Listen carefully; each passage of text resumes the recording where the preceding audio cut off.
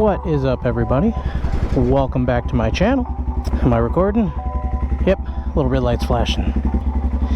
So let's get the show on the road, shall we? My gloves on. So what you see here before you, there you go, better look. This is my new to me 2009 TW200. A couple of videos ago I had mentioned something like this might be happening, and I made it happen. It did happen. Planets aligned, and here we are. So I've been working on it for, ow, just got my knee on the rack back there. That thing is a bit cumbersome. All right, I'm in shorts, don't advise that, but doing a little maiden voyage here. She sounds good. Air softening or something.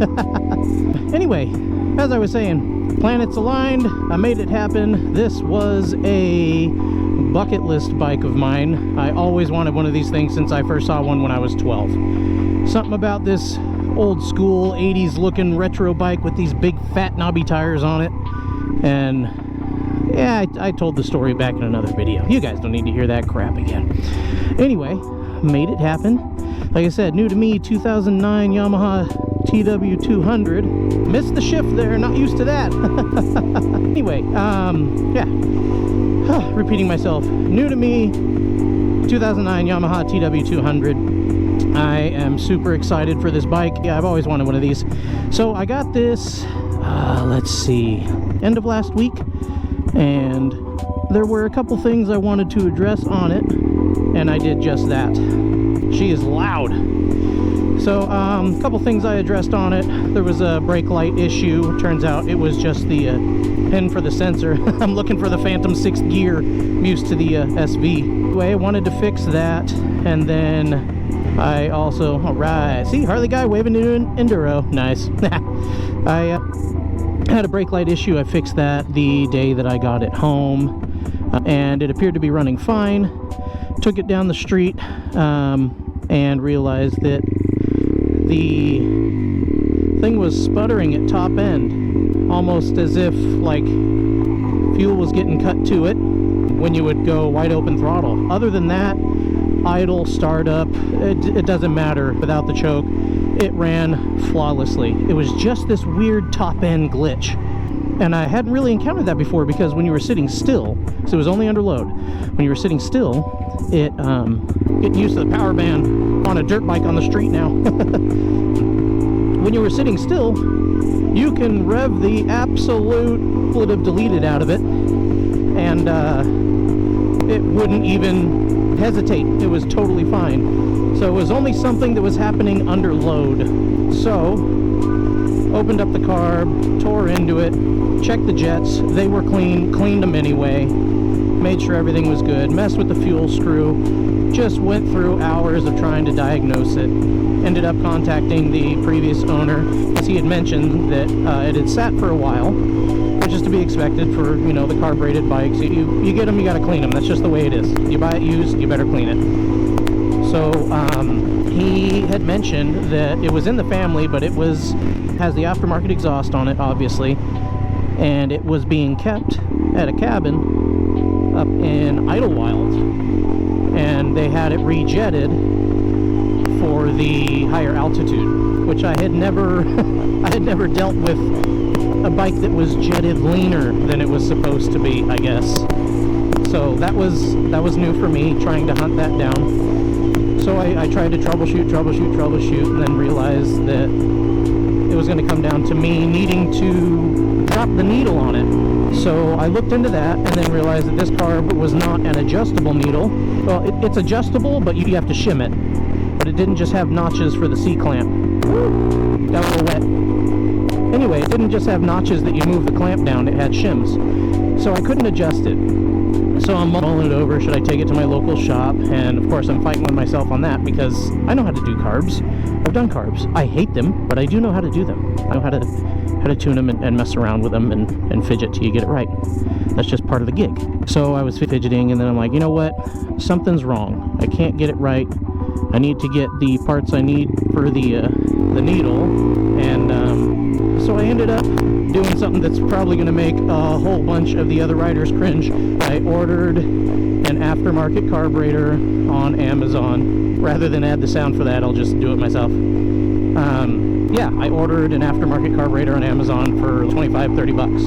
I figured, you know what? Let me snag one of those, and I need to get back to baseline and figure out where I need to be, because I didn't know how high or low I needed to go on the jets or whatever, and the jet that was in there wasn't marked. So I did that, swapped it in, and it immediately solved the problem. And then the only issue was the throttle cable mounts were a little bit wonky. They were not the same as original. They were similar. They tried, but they didn't try very hard. So ended up putting it on there, got it to the baseline, figured out, you know what, actually it ran exactly the way I wanted it to with the aftermarket cheapy carb on there. So I then pulled the carb off again and took apart the new carb and the old carb, swapped out the needle, swapped out all the jets, and kind of put a concoction together. Also because the cheap carbs, my only qualm with them, they work, but the cheap hardware that they use will strip out every time you try to take it apart. So that was kind of like, you know, I'd really like to use the factory carb. I could swap some of the internals out, that's fine. So I did that, and it got better, but then the problem was back again. So I'm like, you know what, this carb's from 2009. It's going on 15 years old now, 14, 15 years old. And you know what, it's done. There's a passage in there that I can't get to clean. It's tired. So I took it all apart again after doing all that shit. And go ahead, buddy, you can turn. Anyway, I took it all apart again, and I made some notes on where I had the carb settings on the old one, what the new one was set at, because I figured internally they should be the same, but every carb, no matter how it's manufactured, they're just different. So I took it apart again, took the old one out, and I was like, I need to run the new one, but those mounts are not going to work for the cables. That's going to be too much fidgeting and spacers and all that. So I took both carbs out, I put them on the workbench, and into them, tore them apart, just, yeah, completely tore them apart, and I pulled all the good stuff that I can salvage from the OEM carb, and swapped it on to the aftermarket carburetor, including the mounts. I kept the new diaphragm and slide, because it's a CV, constant velocity carburetor, so I guess we'll call it a diaphragm. I kept the new one, kept the new needle, kept the new jets because those were working, and then I swapped out the mount and some of the springs and stuff like that, so that I can maintain as much as I could of the factory carb in there. I figured just for, I don't know, a little bit more reliability sake. I haven't had an issue with these cheapy carbs. If you keep them, you know, clean and running, they'll be fine. So yeah, swapped out a couple things, and here we are. That was a really long story that I could have just summed up by saying, I bought a new cheapy carb and took the old carb, and I Frankensteined them together to make one good running carb.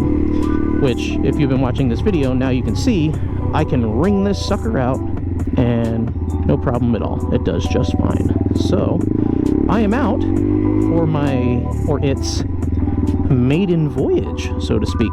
I'm taking it just out and around my city of Lake Elsinore here. See, now we'll just go for it. I would sputter like right there. It would oh yes, she's pulling good now, baby. So anyway, welcome to my ride with me. I finally got the bike doing what I needed it to do. I got the cable adjusted. Turns out it's a double pole cable. There's two cables for the throttle. Don't worry, buddy, I'm not going to run you down or anything. Yes, so good. Love how focused I get when gassing it. It's good times. Have a good time. So I had one side of the cable too tight, because I'm like, oh great, now the throttle's not snapping back. I should have swapped the spring or something. It was a simple fix. I just had one side too tight.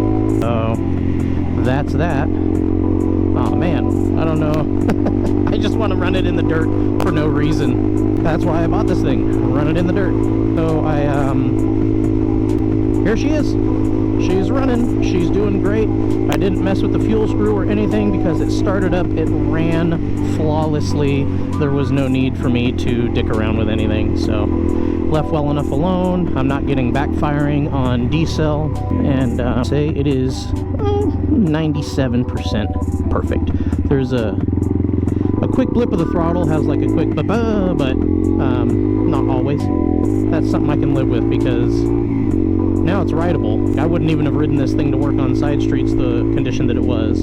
So the previous owner, he had it for a while. It sat, and his son would ride it, I guess, up and down the neighborhood here and there, which is great. But by hearing that, I'm like, okay, you guys never ran into this problem then, because it was never opened up to wide open throttle for any reason. So you know, it is what it is. Long story short, I'm good to go now. I'm riding. I'm happy. She's doing good. She sounds good. Oh, she sounds so good. Well, yeah, if you guys are thinking, hey, you know, I've got some carb issues. I'm gonna get an OEM. I think OEM carbs are probably $300 to $400, and for $30 I got this. So I can replace this thing 10 to 12 times, I think, if I average the costs out before I get to a point where I would even break even. So, yep, just out for a putt. This is good. I like it. Let's putt. A putt, as I'm wringing its neck. So anyway, part of the reason I bought this too, I had sold my dirt bike. It was just a CRF 150 LF, something like that, that I had, you know, for messing around in the desert. And you know, we have our side-by-side, but we seem to be gravitating more toward, you know, my son and wife, they really like their quads. They want to have their own vehicle and do their own thing. I totally get it. So this was something I kind of tossed out in the universe, like, maybe I'll get it. Maybe I'll buy a new one. I don't know. And then maybe the buggy might possibly get sold, because I guess I'm too much of a realist. I love the buggy a lot, but that is a lot of vehicle to make one member of the family happy. And I've always wanted one of these anyway, so I thought, win-win, let's give it a shot. So I put it out in the universe, and then this thing popped up one day for $3,500, and then the guy ended up coming down because he had to register at non-op because the registration was due.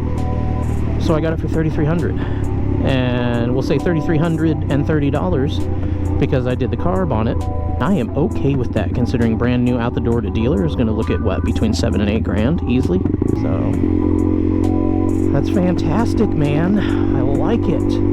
I seem to do riding up by these light poles one day. I want to do that. Maybe I will. See, there was that little ba-ba. That's the only hiccup that I've seen with it so far. I know there's a little like fire road thing over there, and I want to get on it.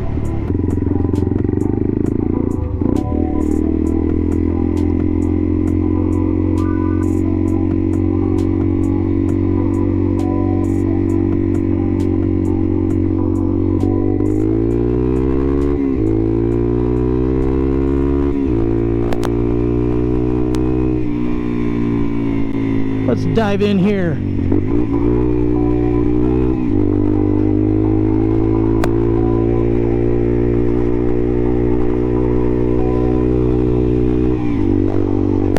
Yoo! That's just fun. I wanted to put it in the dirt. I put it in the dirt. This is the first time it's seen dirt with me. Hooray! Oh, I'm getting to mud. That's no good. I don't want to get to mud. Oh, that's muddy.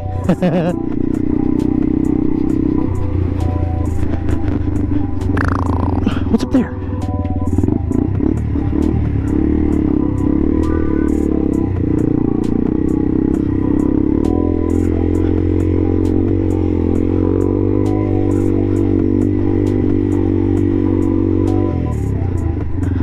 Cool. That was fun. That was completely unnecessary, but it was fun. Oh, gotta find neutral.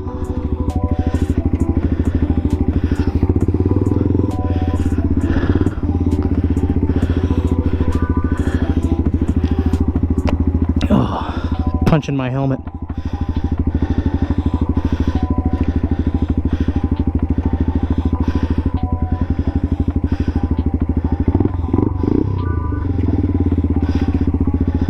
I can't find neutral.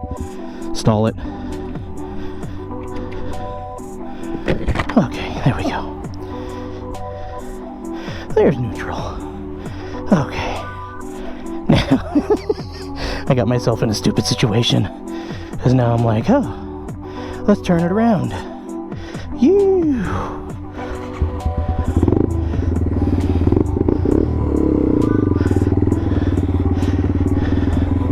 So what's great about TWs, this is actually like, you know, my first time owning or riding one, but I'm used to trail bikes. And these things are like the ultimate two-wheeled tractor. So I'm just gonna tractor it along. Got these big ass tires that I'm just gonna flunk, flunk, do that.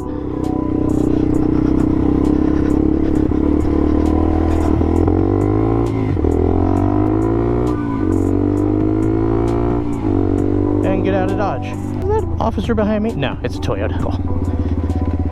That was fun.